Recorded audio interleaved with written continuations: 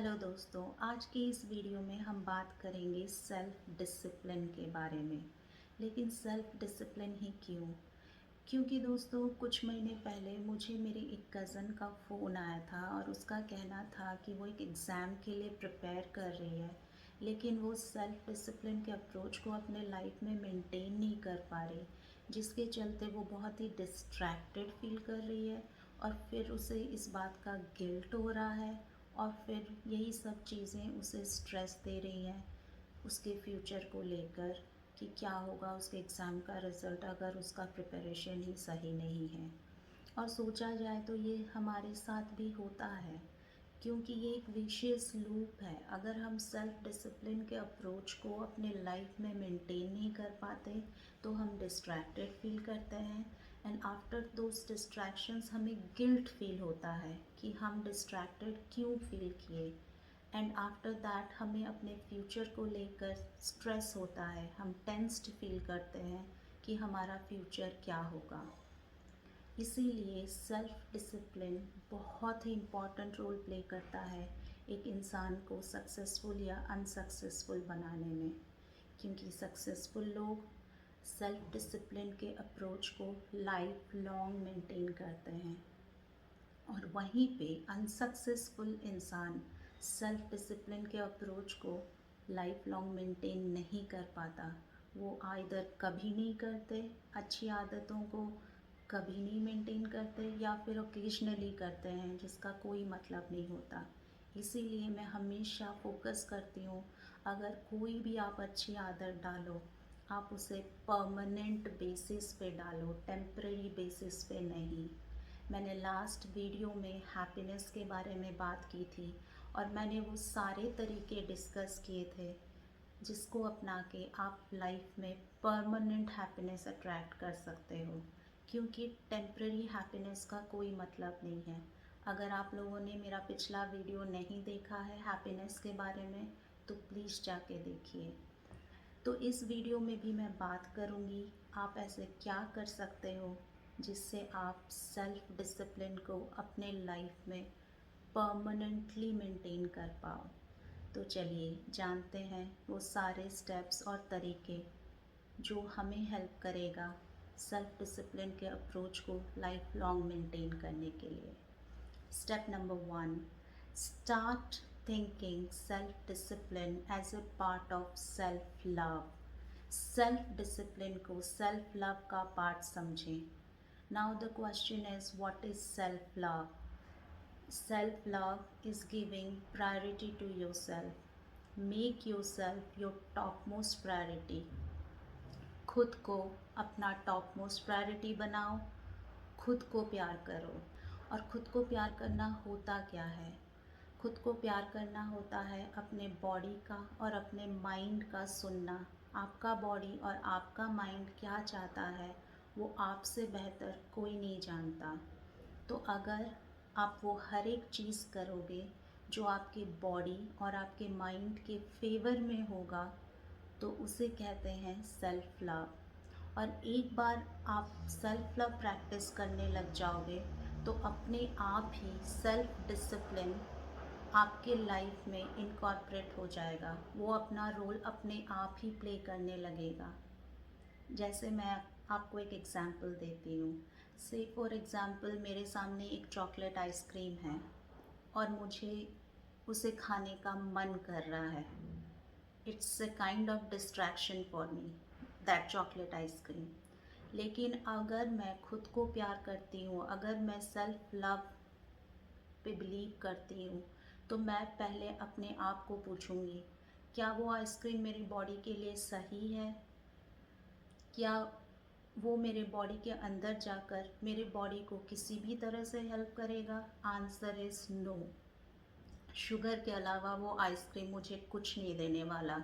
अगर वो मेरे बॉडी के लिए ठीक नहीं है तो मैं वो आइसक्रीम खाऊंगी नहीं, because I love my self a lot and I am my top most priority. तो इसी तरह जब जब भी आपको लाइफ में डिस्ट्रैक्शन आए, ask your self, is that distraction worth it? क्या वो डिस्ट्रैक्शन आपके बॉडी और आपके माइंड के लिए सही है? And I can vouch for it, कोई भी डिस्ट्रैक्शन हो वो आपके बॉडी और आपके माइंड के लिए कभी भी सही नहीं रहता। That's why it's a distraction. वो अगर आपका फोकस लूज़ करवाता है तो वो आपके ना बॉडी के लिए अच्छा है ना माइंड के लिए। तो अगर आप सेल्फ लव में बिलीव करने लगोगे, प्रैक्टिस करने लगोगे और वो हर एक चीज़ नहीं करोगे जो आपके बॉडी और माइंड के लिए अच्छा नहीं है, तो आप अपने आप सेल्फ डिसिप्लिन मेंटेन करने लगोगे। और यही तो हमें चाहिए कि हम सारे गुड हैबिट्स को अपने डेली लाइफ में मेंटेन करते हुए लाइफ में सक्सेसफुल बने। So, if you are not practicing self love, make self love your topmost priority and just think that self discipline is a part of self love. कोई भी चीज़, कोई भी distraction जो आपके बॉडी और माइंड के फेवर में ना जाए उसे मत करो। अगर आप सेल्फ लव प्रैक्टिस करोगे तो अपने आप ही आप वो चीज़ नहीं करोगे और आप बस वही चीज़ करोगे जो आपके बॉडी और माइंड के फेवर में जाए। एंड बॉडी के फेवर में क्या जाता है? सुबह उठना, एक्सरसाइज करना, मेडिटेट करना, वेल बैलेंस्ड डाइट लेना। अगर आप ये सब करोगे तो वो आपके बॉडी के फेवर में जाएगा। माइंड के फेवर में क्या जाता है? मेडिटेट करना, अच्छे न्यूज़ कंज्यूम करना, नेगेटिव न्यूज़ से दूर रहना, नेगेटिव लोगों से दूर रहना। तो अगर ये सब करोगे तो आपका माइंड, आपका मेंटल हेल्थ ठीक रहेगा। और सेल्फ डिसिप्लिन है क्या? सेल्फ डिसिप्लिन ये सारी अच्छी आदतें हैं जो आपके बिहेवियर, आपके एक्शन और आपके डिसीजन को कंट्रोल करती हैं और रेगुलेट करती हैं। तो अगर आप एक बार सेल्फ लव में भरोसा करके सारी अच्छी चीज़ें अपने लाइफ में करने लगोगे तो आप अपने आप सेल्फ डिसिप्लिन मेंटेन करने लगोगे।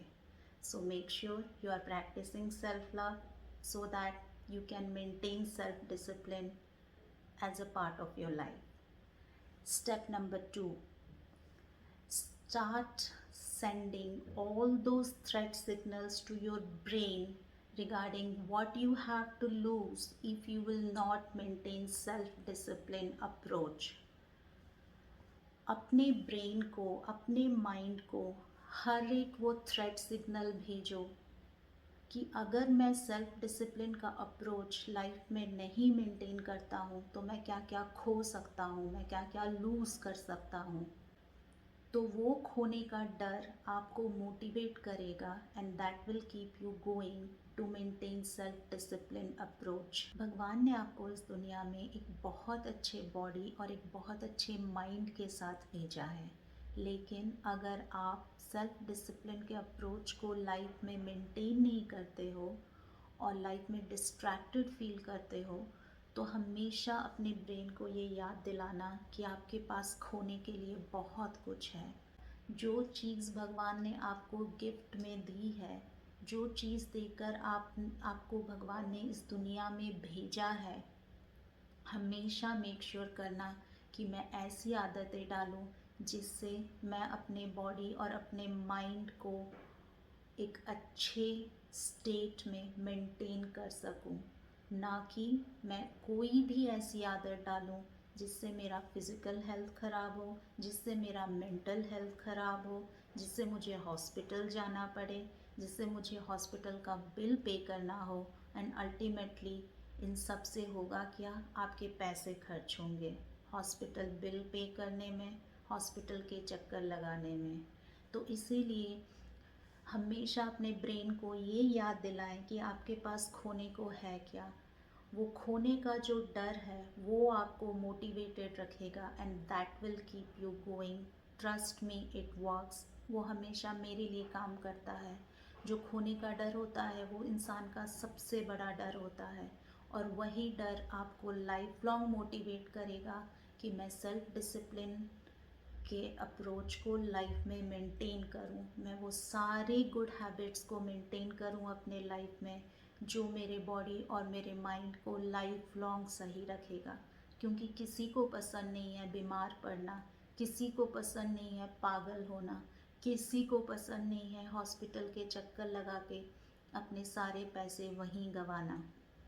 तो अगर आप नहीं चाहते कि आप हॉस्पिटल के चक्कर लगाएं, आप अपना पैसा लूज़ करें, आप अपना सेहत बिगाड़ें या आप अपना मेंटल हेल्थ बिगाड़ें, तो मेक श्योर आप सेल्फ डिसिप्लिन का अप्रोच लाइफ लॉन्ग मेंटेन कर रहे हो।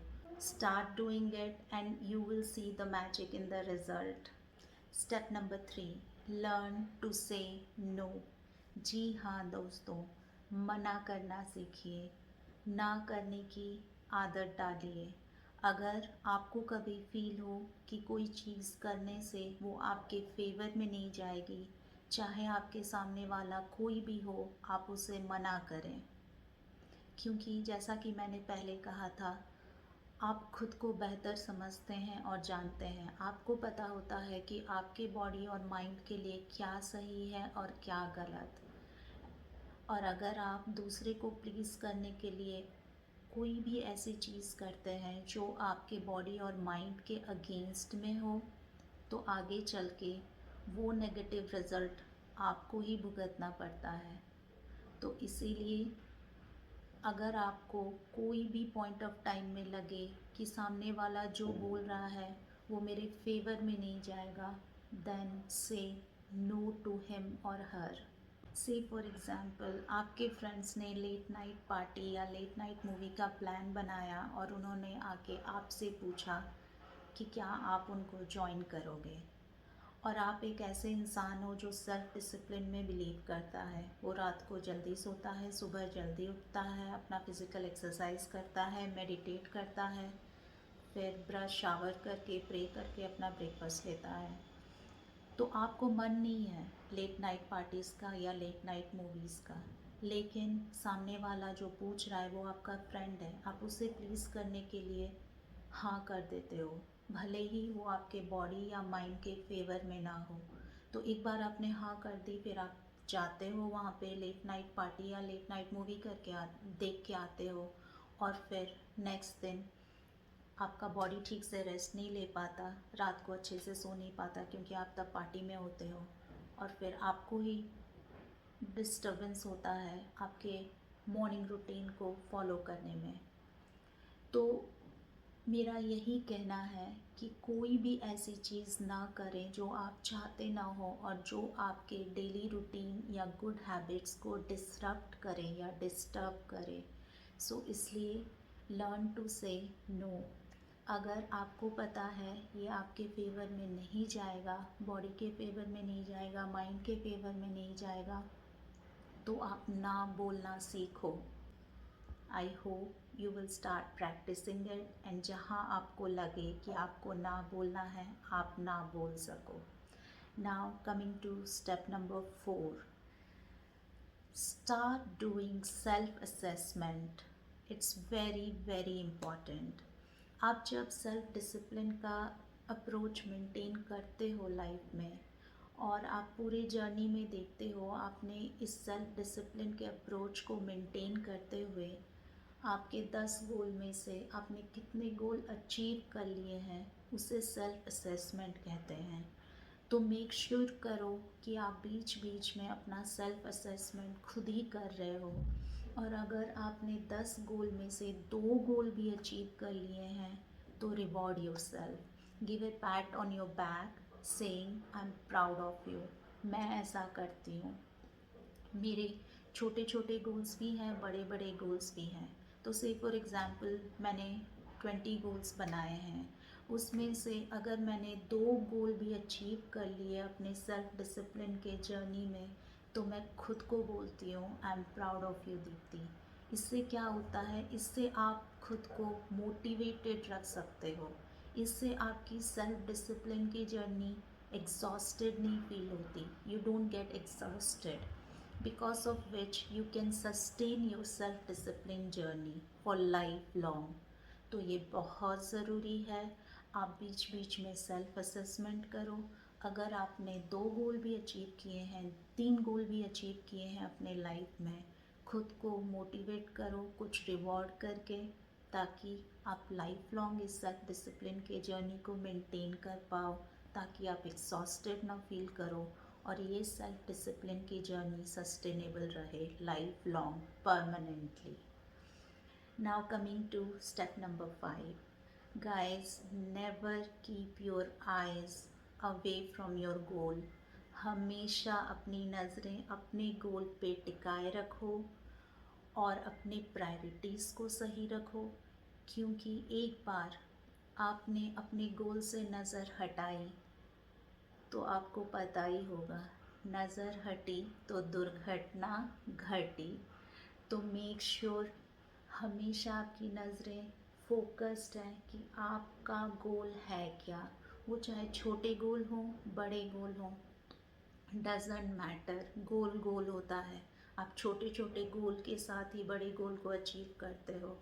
तो इसीलिए ऑलवेज़ मेक श्योर कि आपकी नज़रें आपके गोल पे है, कि आपका फाइनल डेस्टिनेशन क्या है, आपको कहाँ लाइफ में पहुंचना है। एक बार आप अपने गोल को लेकर क्लियर हो जाते हो तो आपका थॉट प्रोसेस भी क्लियर हो जाता है, क्लैरिटी ऑफ थॉट्स आ जाता है आपके माइंड में। फिर आप कोई भी डिफ़िकल्टीज हो, कोई भी डिस्ट्रैक्शन हो, आप अपना फोकस लूज़ नहीं करते। कोई भी चैलेंजेस लाइफ आप पे डाले, आप हमेशा ये सोच के डिटरमिन्ड रहते हो कि मेरा एंड गोल क्या है, और वही आपको मोटिवेटेड रखता है सेल्फ डिसिप्लिन को मेंटेन बनाए रखने के लिए अपने लाइफ में, और वही आपको सक्सेस भी दिलाता है। तो always make sure you know what your goals are and you are setting your priorities right. तो ये सब स्टेप्स आज जो हमने डिस्कस की, जो आपको हेल्प करेगा सेल्फ डिसिप्लिन के अप्रोच को लाइफ लॉन्ग परमानेंटली मेंटेन रखने के लिए, आई होप आप उसे प्रैक्टिस कर पाओ और आप उसे डेली लाइफ का पार्ट बना पाओ। आई होप ये वीडियो आपको अच्छा लगा हो। अगर आपको ये वीडियो अच्छा लगा, मेक श्योर आप इसे ज़्यादा से ज़्यादा लोगों तक शेयर कर रहे हो, ताकि उनको भी हेल्प मिल सके। और जैसा कि मैंने कहा, अगर अब तक आपने मेरे चैनल को सब्सक्राइब नहीं किया है तो जल्दी से जल्दी सब्सक्राइब बटन प्रेस करो और मेरे यूट्यूब फैमिली का हिस्सा बन जाओ। मैं जल्द ही मिलती हूँ आपको नेक्स्ट वीडियो में। So this is Deepti signing off for today. I will see you soon. Take care guys. Bye bye.